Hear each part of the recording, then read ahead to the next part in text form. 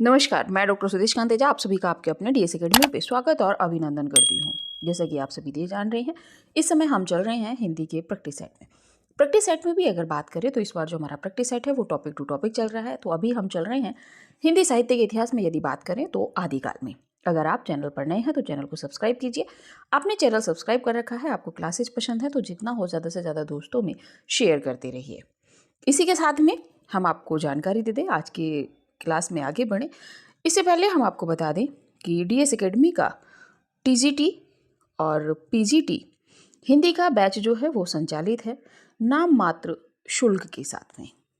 जो भी बच्चे अपनी तैयारी को बेहतर करना चाहते हैं, क्योंकि परीक्षाओं का आगाज हो चुका है, वो नाम मात्र शुल्क के साथ में 9568802463 पे कॉल करके जानकारी ले सकते हैं और साथ में अपनी तैयारी को बेहतर ही नहीं, आगामी जो परीक्षाओं का आगाज हुआ है इनमें अपनी एक सीट सुनिश्चित कर सकते हैं। इसी के साथ में डीएस एकेडमी ने पहले हिंदी में 50 टेस्ट पेपरों की टेस्ट सीरीज चलाई थी, उसको अब एक साथ कर दिया है। तो ये जो 50 टेस्ट पेपर हैं इनमें कुल प्रश्नों की संख्या 6250 है और अगर प्रति टेस्ट पेपर की बात करें संपूर्ण पाठ्यक्रम यानी कि 125 प्रश्नों पर आधारित है। जो भी बच्चे आगामी आने वाली परीक्षाओं के पैटर्न को समझना चाहते हैं, इसका जो टेस्ट पेपर हमने 50 टेस्ट पेपरों का जो प्रैक्टिस सेट है बहुत ही रामबाण सिद्ध होगा अगर आप इसको ज्वाइन करते हैं। इसमें हर स्तर के प्रश्न को रखा गया है, ऐसा नहीं, ऐसा जो प्रैक्टिस सेट है आपको मार्केट में कहीं पे भी नहीं मिलेगा। तो जो भी बच्चे प्रैक्टिस सेट ज्वाइन करना चाहते हैं, प्रैक्टिस सेट लेना चाहते हैं, इसमें भी पहले इसका जो शुल्क था वो 750 रुपये था, लेकिन बच्चों की विशेष मांग के आधार पर बच्चों की विशेष मांग पर इसको 550 रुपये में कर दिया गया है। तो जो भी बच्चे टेस्ट पेपर लेना चाहते हैं या बैच ज्वाइन करना चाहते हैं 9568802463 पे कॉल करके अन्य जानकारी ले सकते हैं। चलिए बढ़ते हैं आज के पहले प्रश्न की ओर। आज का पहला प्रश्न है, निम्नलिखित में से कौन सी रचना विद्यापति की नहीं है? आपको बताना है इनमें कौन सी रचना विद्यापति की नहीं है। कीर्तिलता, पदावली, कीर्ति पताका, जय मयंक, जश चंद्रिका। आपको लगेगा कि प्रश्न रिपीट हो रहे हैं, लेकिन प्रश्न रिपीट नहीं होंगे, उनके प्रश्न को पूछने का तरीका जो है वो रिपीट होगा, विकल्प आपको वही मिलेंगे। ठीक है, तो विद्यापति की कौन सी रचना नहीं है? तो विद्यापति की जय मयंक जस चंद्रिका रचना विद्यापति की नहीं है। किसकी है? तो जय मयंक जस चंद्रिका ये आपके मधुकर भट्ट की है या भट्ट मधुकर की है। कौन सी? जय मयंक जस चंद्रिका। बाकी सभी रचनाएं जो हैं आपके, ये सभी जो है विद्यापति जी की रचनाएं हैं। ठीक है, बढ़ते हैं अगले प्रश्न पे। प्रश्न है, बीसलदेव रासो के रचनाकार कौन है? आपको बताना है बीसलदेव रासो के रचनाकार कौन है। नरपति नाल्हा, चंद्रवरदाई, धनपाल, जयानक। तो बीसलदेव रासो के जो रचनाकार हैं वो आपको पता है नरपति नाल्हा हैं। ए विकल्प आपका सही है। चंद्रवरदाई की बात करें तो इनका पृथ्वीराज रासो है। धनपाल की बात करें तो भविष्यत कहा है और जयानक की बात करें तो पृथ्वीराज विजय इनकी रचना है। बढ़ते हैं अगले प्रश्न पे। प्रश्न है, विद्यापति किसके आश्रित कवि थे? विद्यापति, जब आश्रित कवि की बात आएगी कि विद्यापति किसके आश्रित कवि थे, तो ये विकल्पों पे डिपेंड करेगा। ठीक है, और व्याख्या थोड़ी कम भी करेंगे और थोड़ी अधिक भी करेंगे प्रश्नों के अनुसार। विद्यापति किसके आश्रित कवि थे? राज सिंह, नरसिंह, शिव सिंह या कीर्ति सिंह। अब चूंकि माना जाता है कि शिव सिंह और कीर्ति सिंह दोनों पे कीर्तिलता, कीर्ति पताका लिखी है, लेकिन यहाँ पे विकल्प के अनुसार यदि आप देखेंगे तो विद्यापति शिव सिंह के आश्रित कवि थे। ये बात आपके शुक्ल जी ने कही है अपने इतिहास में कि विद्यापति संवत 1640 में तिरहुत के राजा शिव सिंह के यहाँ वर्तमान थे। तो शुक्ल जी के अनुसार यदि आप देखेंगे तो शिव सिंह के यहाँ पर शिव सिंह के आश्रित कवि थे आपके विद्यापति। बढ़ते हैं अगले प्रश्न पे। प्रश्न है, पृथ्वीराज किसके प्रति अनुरक्त था? आपको बताना है पृथ्वीराज जो है वो किसके प्रति अनुरक्त था। पद्मिनी, कमलिनी, संयोगिता, चंद्रिका। तो पृथ्वीराज जो है वो संयोगिता के प्रति अनुरक्त था। और आपको पता है कि पृथ्वीराज किसमें है, तो आपके पृथ्वीराज रासो आप सभी जानते हैं, चंद्रवरदाई ने लिखी है। ठीक है। पद्मिनी जो है ये जयसी के पद्मावत की नायिका है। चलिए आगे बढ़ते हैं अगले प्रश्न पे। अगला प्रश्न है, नाथ संप्रदाय में हठ योगी का क्या अर्थ है? आपको बताना है नाथ संप्रदाय में हठ योग, योगी हटा दीजिए, हठ योग कर लीजिए यहाँ पे। हठ योग का क्या अर्थ है? आपको बताना है कठिन साधना, अडिग योग साधना, हठ पूर्वक योग, या है का अर्थ सूर्य और ठा का अर्थ चंद्र, दोनों का योग। यानी कि हठ योग जो है, क्या वो हा का अर्थ सूर्य और ठा का अर्थ चंद्र दोनों के योग से बना हुआ है? तो इसमें जो आपका सही विकल्प है वो डी विकल्प ही सही है। बढ़ते हैं अगले प्रश्न पे। प्रश्न है, निम्नलिखित में से किसका संबंध सिद्ध साहित्य से नहीं है? आपको बताना है इन चारों रचनाकारों में किसका संबंध सिद्ध साहित्य से नहीं है? सरहपा, कुक्कुरीपा, सबरपा, गोपीचंद। इसमें जो सिद्ध साहित्य से संबंधित नहीं है वो आपके गोपीचंद नहीं है। बाकी सभी का संबंध जो है आपके सिद्ध साहित्य से है। सिद्ध कितने थे ये आपको ज्ञात होगा, ये 84 थे। बढ़ते हैं अगले प्रश्न पे। प्रश्न है, राउलवेल किस तरह की रचना है? आपको बताना है राउलवेल किस तरह की रचना है। गद्य पद्य मिश्रित चंपू काव्य है, शुद्ध काव्य है, नाटक है, या प्रेमाख्यान प्रबंध काव्य है? तो राउलवेल जो है ये गद्य पद्य मिश्रित चंपू काव्य है। बढ़ते हैं, किसकी है राउलवेल ये आप जरा कमेंट करके बताइएगा, कई बार बता दी गई है। अगला प्रश्न देखते हैं। प्रश्न है, हिंदी के किस इतिहासकार के मतानुसार शालिभद्र सूरी हिंदी के प्रथम कवि हैं? आपको बताना है शालिभद्र सूरी को हिंदी का पहला कवि किसने माना है? गणपति चंद्रगुप्त, नगेंद्र, रामकुमार वर्मा, धीरेन्द्र वर्मा। इसमें जो आपका सही विकल्प होगा वो है गणपति चंद्रगुप्त। गणपति चंद्रगुप्त ने शालिभद्र सूरी को हिंदी का पहला कवि माना है। वहीं पे अगर बात करें तो रामकुमार वर्मा ने स्वयंभू को हिंदी का पहला कवि माना है। बढ़ते हैं अगले प्रश्न पे। अगला प्रश्न है, प्राकृत की अंतिम अपभ्रंश अवस्था से ही हिंदी साहित्य का आविर्भाव माना जा सकता है। इन दिनों जैसे गाथा कहने से प्राकृत का बोध होता था, वैसे ही दोहा या दूहा कहने से अपभ्रंश या प्रचलित काव्य भाषा का पद्य समझा जाता था। यह कथन किसका है? आपको बताना है कि यह कथन किसने कहा है। वैसे अगर आप लोगों ने कुछ इतिहास ग्रंथों को पढ़ा है तब आप सही पकड़ ले जाएंगे, और यदि जब हम फ्री क्लास पढ़ा रहे थे तब आपने फ्री क्लास पढ़ी है तब भी आप इस पे सही उत्तर पे जाएंगे। किसने कहा है ये कथन? गणपति चंद्रगुप्त, नगेंद्र, रामचंद्र शुक्ल या धीरेन्द्र वर्मा? ये जो कहा है आपके कथन रामचंद्र शुक्ल जी ने कहा है। बहुत ही महत्वपूर्ण है, कई बार प्रश्न इससे बन चुका है। चलिए बढ़ते हैं अगले प्रश्न पे। प्रश्न है, निम्नलिखित में से कौन सा कवि आदिकाल से संबंधित नहीं है? आपको बताना है इनमें कौन सा कवि आदिकाल से संबंधित नहीं है।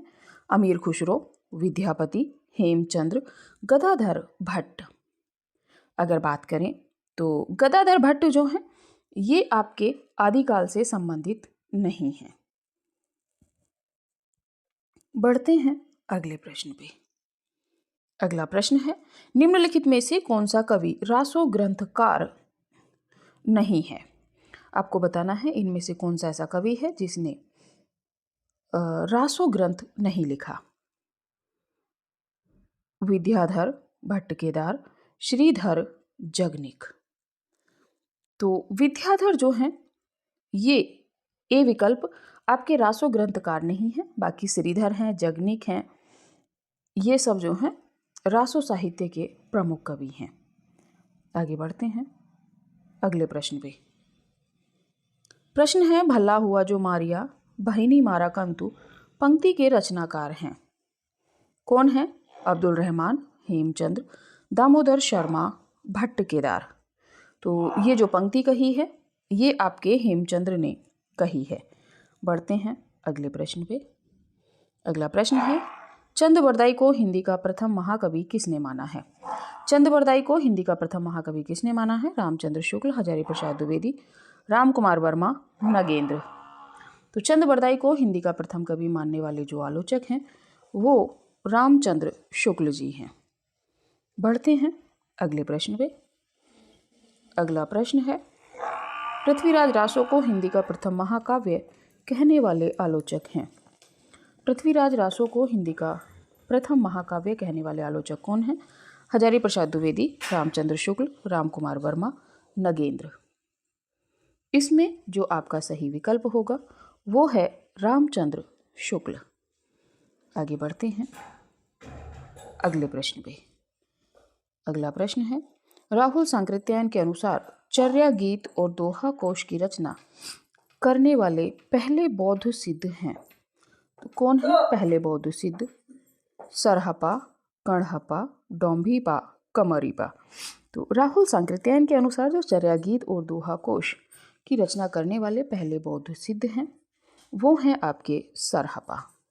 इससे पूर्व में सिद्धों से कुछ प्रश्नों की बात हुई थी, तो पुरानी क्लासेस भी आप लोग देखते रहिएगा। आगे बढ़ते हैं। राहुल सांकृत्यायन के अनुसार सरहपा की अगर बात करें तो इनके अन्य नाम भी मिलते हैं, जैसे कि सरोज वज्र है, राहुल भद्र है, ये इनके अन्य नाम मिलते हैं। बढ़ते हैं अगले प्रश्न पे। अगला प्रश्न है, मोरा जोगना नवेलरा भयो है गुलाल, कैसे गर दीनी कस मोरी माल, सूनी सेज डरावन आ हटा दीजिएगा लागे, विरह अगिन मोहि डस डस जाए। उपर्युक्त काव्य पंक्ति किस कवि की है? आपको बताना है ये काव्य पंक्ति किसकी है। अमीर खुसरो, विद्यापति, जायसी या कबीर। तो अगर इन पंक्तियों की बात करें, कई बार यहाँ से प्रश्न बन चुका है। ये जो पंक्ति हैं ये आपके अमीर खुसरो की हैं, जिन्होंने दिल्ली जैसे शहर में 11 राजाओं का राज्यारोहण देखा था और तूतीय हिंद भी इनको कहा जाता है। बढ़ते हैं अगले प्रश्न पे। अगला प्रश्न है, सिद्ध हेमचंद्र शब्दानुशासन किस तरह का ग्रंथ है? सिद्ध हेमचंद्र शब्दानुशासन किस तरह का ग्रंथ है? व्याकरण संबंधी, ज्योतिष संबंधी, साहित्यिक या धार्मिक। तो सिद्ध हेमचंद्र शब्दानुशासन जो ग्रंथ है ये आपका व्याकरण संबंधी ग्रंथ है। अगर बात करें तो किसका है? हेमचंद्र का। हेमचंद्र का ये ग्रंथ है। काव्यानुशासन, शब्दानुशासन ये सभी हेमचंद्र के हैं। और अगर बात करें, हेमचंद को कलिकाल सर्वज्ञ कहा गया है। कलिकाल सर्वज्ञ इनको कहा गया है। बढ़ते हैं अगले प्रश्न पे। अगला प्रश्न है, रचना काल के अनुसार निम्नलिखित कवियों का सही अनुक्रम है। आपको बताना है रचना काल के अनुसार इन कवियों में सही क्रम कौन सा है। बात करें तो सरहपा का समय आपका 7वीं या 8वीं शताब्दी रहेगा। पुष्पदंत की अगर आप बात करेंगे तो पुष्पदंत का समय 10वीं शताब्दी रहेगा। अध्यमाण की अगर आप बात करेंगे इनका 12वीं शताब्दी रहेगा। और लुईपा की बात करेंगे आप तो इनका 8वीं शताब्दी रहेगा। अब अगर मिलान करें तो पहले नंबर पे आप देखिएगा सरहपा रहेंगे, दूसरे नंबर पे आप देखेंगे तो आपके लुईपा रहेंगे, तीसरे नंबर पे अगर आप बात करेंगे तो पुष्पदंत रहेंगे और 4th नंबर पे अगर समय के अनुसार आप देखेंगे तो आद्यमाण रहेंगे। अब अगर ये विकल्प है तो इसमें जो आपका सही विकल्प बन रहा है सरहपा, लुईपा, पुष्पदंत और आपके आद्यमाण, डी विकल्प आपका बिल्कुल सही है। यूजीसी नेट की परीक्षाओं में इस तरह के कई बार जो है क्रम लगवाए जाते हैं, तो आपको ध्यान रखना है। यहाँ पे रचनाकारों से प्रश्न थोड़े सरल हो जाते हैं। बढ़ते हैं अगले प्रश्न पे। प्रश्न है, सिद्धों और योगियों की रचनाओं का जीवन की स्वाभाविक अनुभूतियों और दशाओं से कोई संबंध नहीं है, अतः वे शुद्ध साहित्य के अंतर्गत नहीं आती। यह विचार किसका है? आपको बताना है ये कथन किसने कहा है। क्या कि सिद्धों और योगियों की रचनाओं का जीवन की स्वाभाविक अनुभूतियों और दशाओं से कोई संबंध नहीं है, अतः वे शुद्ध साहित्य के अंतर्गत नहीं आती। किसने कहा है? मुनिजिन विजय, रामचंद्र शुक्ल, हजारी प्रसाद द्विवेदी या धीरेन्द्र वर्मा। ये जो कथन कहा है आपके, ये रामचंद्र शुक्ल जी ने कहा है। परीक्षा उपयोगी दृष्टि से बहुत ही महत्वपूर्ण कथन है। बढ़ते हैं अगले प्रश्न पे। प्रश्न है, सखी पिया को जो मैं ना देखूं तो कैसे काटूं अंधेरी रतियां। ये काव्य पंक्ति किस कवि की है? मुनिजिन विजय, विद्यापति, अमीर खुसरो, भट्ट केदार। तो ये जो पंक्ति है ये भी आपके अमीर खुसरो की है। बढ़ते हैं अगले प्रश्न पे। प्रश्न है, निम्नलिखित में से कौन सा रासो काव्य नरपति नालय द्वारा रचित है? आपको बताना है कौन सा काव्य नरपति नालय द्वारा रचित है। बीसलदेव रासो, परमाल रासो, खुमान रासो, पृथ्वीराज रासो। तो कौन सा है नरपति नालय का? ये बीसलदेव गलत लिखा हुआ है, बीसलदेव रासो आपका इसमें सही है। परमाल रासो जगनिक का है, खुमान रासो दलपति विजय का है, पृथ्वीराज रासो आपके चंदवरदाई का है। बढ़ते हैं अगले प्रश्न पे। सहजयान के प्रवर्तक हैं, आपको बताना है सहजयान के प्रवर्तक कौन है? सरहपा, सवरपा, लुईपा, कणहपा। तो सहजयान के प्रवर्तक आपके सरहपा हैं। ए विकल्प जो है आपका ये बिल्कुल सही। बढ़ते हैं अगले प्रश्न की ओर। प्रश्न है, संदेश रासक के रचयिता हैं, आपको बताना है संदेश रासक किसने लिखा है? अमीर खुसरो, अब्दुल रहमान, लक्ष्मीधर, हेमचंद। तो संदेश रासक जो है ये आपके अब्दुल रहमान ने लिखा है। बढ़ते हैं अगले प्रश्न पे। विद्यापति की कौन सी रचना अभी तक संपादित होकर प्रकाशित नहीं हुई है?